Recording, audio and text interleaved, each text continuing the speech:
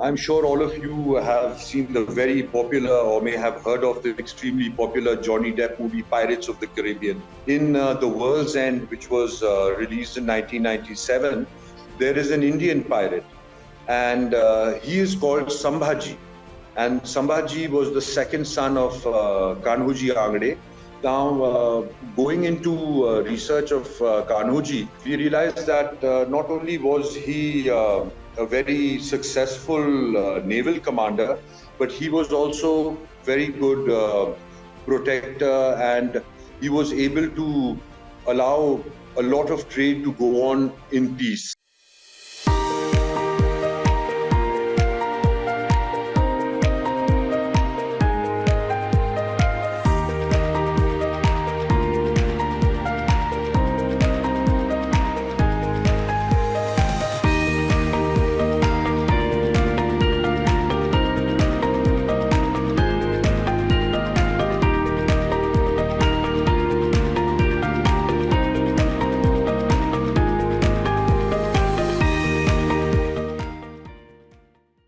From the beginning, I would like to say that I was actually surprised by the fact that I myself, being a student of Indian history, did not know anything about Kanhoji Angre. The story on how I first heard his name is also quite fascinating, and it made me think why I did not know of him. I had actually been researching another book on a children's book, and I was looking for researching pirates off the western coast of India. And I thought with the amount of trade that was prevalent in the area, there were bound to be pirates. And yes, indeed, there were pirates. Sangin pirates, Muscatine pirates, Arab pirates, Javanese pirates. But one person who was repeatedly painted as the greatest villain of the age was someone called Kanhoji Angre by the British. And further research made me realize that this is actually the Subedar of Konkan and the Sarkhel of the Maratha Navy. And he was born in Durg to a fort commander, Tukoji Sangphal, and he himself first became a fort commander and then went on to become the vice admiral and then the admiral of the Chhatrapatis, the Bhosle family that was ruling the Swarajya, the independent kingdom Shivaji had created by breaking away from the Sultan of Bijapur. And then he fought the Mughals his entire life, and he was able to carve out a kingdom for himself and his descendants. So when I started doing research on the real Kanhoji Angre, again, over and over again, he was being portrayed as a pirate. But these were primarily by the sources found in England, in Europe, and letters written home, journals and books that people were publishing. It was a great literary genre then of people returning from their postings in the East to talk about their experiences for the audience back home in Europe. And Kanhoji Angre, of course, was constantly painted a pirate. What is sad is that even during a recent panel discussion, one of the panel members at the end of it said, no, but he was a pirate. Maybe his means and technology which he was using to fight his opponents could have seemed piratical, but he was not. This is one aspect I would really like to make clear first, that at no time did he conduct in piracy or what is basically looting. At that time, the Konkan was the most superior power in the Konkan and on the western coast were the Portuguese. They had massive ships with a lot of cannon, and they were much larger and had more artillery than anyone else around. And therefore, they ruled the entire coast. If they needed to subjugate any villages or forts, they could bring their broadsides to bear on entire villages or forts and absolutely destroy them. So at that time, for around 200 years before Kanhoji's birth, the Portuguese were the dominant power in that area. The Sultans of Bijapur, for whom Chhatrapati Shivaji's father was the Senapati, was the other great power in the Deccan. And there was also the nascent European trading communities the English, the French, the Dutch, and they were here as traders, and they had small warehouses from where they would collect their goods and then bring them to larger port cities where their ships would carry them back either on to Europe or for further trade eastwards. And while researching Kanhoji Angre, one can see that he treated every power differently. He was well aware of the strength of the Portuguese, and at some level he did give them that benefit that they have been here and they have control over large swaths of land and mainly the port cities from which all the trade was transacted. But the situation was not the same with the European traders.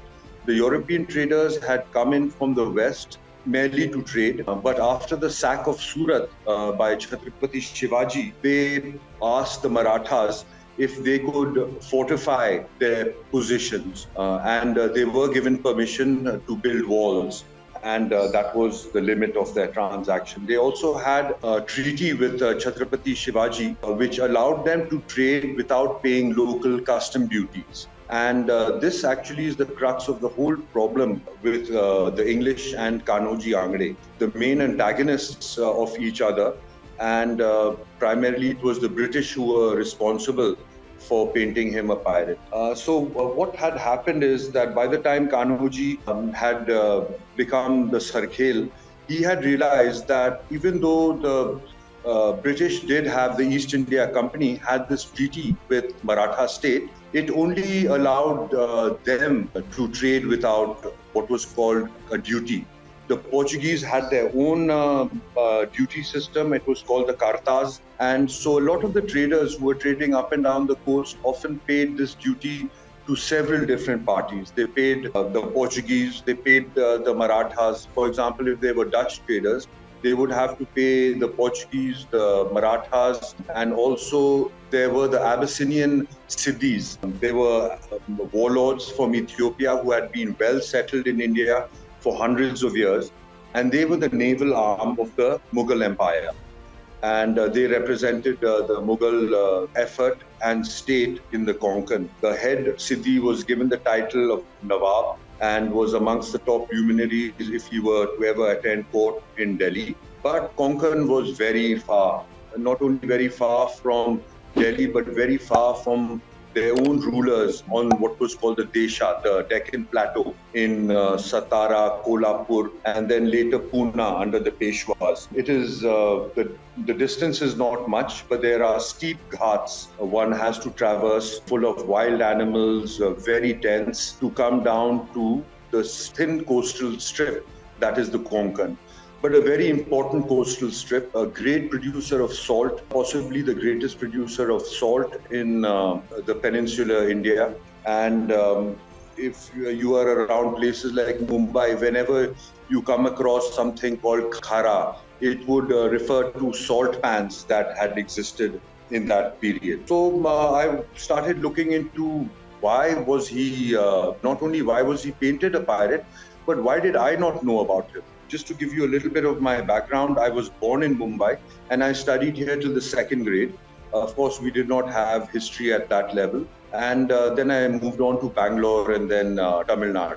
But the friends of mine who stayed back in Mumbai to do their high school, they had maybe a paragraph-long chapter on Kanhoji Angre, and that was the only mention of him. However, I would like to also talk about the fact that what was called the Maratha century was also forgotten and not talked about by our historians, or we can find any presence of that in our history books post-independence. It's called the forgotten Maratha century because, quite frankly, after the Mughal empire collapsed, it was the Marathas who ruled in their name. After they had beaten the Syed brothers, the Holkars and the Scindias, ruled large swaths of India in their name. From Attock in the northwest to Bengal, down to Tanjavur, which is still the Rajas of Tanjavur are from Chhatrapati Shivaji's family, Bhosle family. And so they had control over large parts of India. The reason why the British and later Marxist historians have chosen to ignore this is that the British wanted to create a certain kind of provenance, that they had inherited this empire directly from the Mughal emperor. And the concept of emperorship is very important. In India, an emperor is called a samrat. And when two or more kings are aligned to one emperor and support him, is bestowed that title. So the mandate at that time came from the Mughals, and they continued issuing these mandates even when the Mughal Empire, as they say, did not extend from Delhi to Palam, which was just the city of Delhi and where the old airport was. It was a very famous saying that now the Mughal Empire is just from Delhi to Palam, but still they were the people who, if you wanted to be made king or had to be given a title or any kind of position, the chappa would come from the Mughal emperor. And of course, the Marathas supported them as puppets and were, of course, in charge of their military and provided protection to the Mughals right up to the period of the Third Battle of Panipat, when we can see the Marathas fighting in North India against the Afghans who were trying to take over India. So that is the milieu in which Kanhoji existed, and the Peshwas themselves were very successful, but there was dissension everywhere. And we have, in losing the Maratha century, absolutely forgotten their Sardars, people like Kanhoji Angre. Kanhoji Angre was an extremely successful Sardar, a commander, and he has remained unbeaten. There were many times when the Portuguese, the British and the Siddhis ganged up on him. They formed an alliance to attack him jointly, and they were beaten. He was able to develop new naval tactics that the size and the artillery of the Portuguese galleons meaningless. He would form a row, basically create a revolver made out of his galbat boats, small rowboats, which he had cannons in the prow, and they would follow these large galleons and shoot their masts and sails off, blow their rudder away, and then board them literally in the thousands. Entire villages would climb up onto these ships and take them over. Of course, he was constantly at war with the Portuguese. This is not something he denied. He always said that he is not only at war with the Portuguese and his intention is to remove their power from the Konkan, but he was also constantly at war with the Siddhis. Of course, the Siddhis were divided between 12 mahals. There were people he supported, there were people he fought against, but one of his dreams was to take over the Mahal of Janjira, which was one of the largest Siddhi states and forts, and it had never been taken since the Siddhis had acquired it. He was very keen to get rid of this. Of course, everyone else had to pay a dastak to him, and these were the other traders, and whether they were of European or Indian origin. Even Indian origin traders, whether they were in from Surat or further south, had to pay this customs duty, and this is a system that was followed all through India, the payment of custom duties on goods traversing through your land. And the problem with the British was that the British were using their free pass, which they had been given by Chhatrapati Shivaji, to further sell that pass. So they would charge local merchants a fee and hoist the company, East India Company flag, and give them free transport. However, they were making money off the Maratha back. And this is something that Kanhoji Angre did not allow. And his problem with the British was this, that they were basically passing off the custom passport they had got from Chhatrapati Shivaji to any and all other traders, whether they be the Dutch, if they were okay with them at that point. You know, things kept changing. There was wars back in Europe that had a reflection of what was happening in this pre-colonial stage. But there was also dissensions amongst the Mughals. There were dissensions amongst the Siddhis. there were two East India companies at the least. Even within the East India Company, one thinks it is one entity. No, there were issues between shareholders back at Leadenhall Street in London, and that was reflected in Surat, Bengal, and in the Konkan. So this is the basic background. And when I realized that even a student of history like me could be fooled into believing he was a pirate, I thought that I needed to create a narrative that would in some way, oppose all the several other narratives that were available at the time. I'm sure all of you have seen the very popular or may have heard of the extremely popular Johnny Depp movie Pirates of the Caribbean. In The World's End, which was released in 1997, there is an Indian pirate, and he is called Shivaji. And Shivaji was the second son of Kanhoji Angre. So I'm sure Disney did do its research, not as deeply as I have, but they were making a fun fictional movie. What I'm trying to get at is that within popular culture, the Angriyas, even in the 20th century, were seen as pirates. And because of the several texts that existed, texts within the Royal Museum in Greenwich, or the Warwick Staffordshire Journal, the Bombay Gazetteer, also East India Company Journal, maintained that he was a pirate. There is even a video game called Pirates Realm, in which the Indian pirate is called Kanhoji Angre, Kanhoji, anglicization of his Marathi name. And it is quite sad, so I wanted to redress that issue very clearly. Now, going into research of Kanhoji, we realized that not only was he a very successful naval commander, but he was also very good protector, and he was able to allow a lot of trade to go on in peace. He could have cut off the Europeans at any point, but he realized he also needed good quality silver, gold, and guns and cannons from the European traders. He tried to manufacture a lot of these himself, well aware that in Vijayanagar we had amazing metallurgical past. And he tried to get metallurgists, smiths from South India to work for him. But by that time, the European technology in cannons had far superseded us. However, at that time, we were the largest producer of saltpeter, which is a very important ingredient in gunpowder. So having a monopoly on saltpeter, he started manufacturing gunpowder, and he wished to trade that with either the British or the French or the Portuguese in exchange for guns and cannons. And so he continued on very successfully. His revenue at that time was, towards the end of his life, around 32 lakhs a year, which is quite a phenomenal sum. And the dates of his life are 1669, 67, 69 to 1729. So just at the start of the 18th century. At that time, even the house of Bhosle was split between Kolhapur and Satara.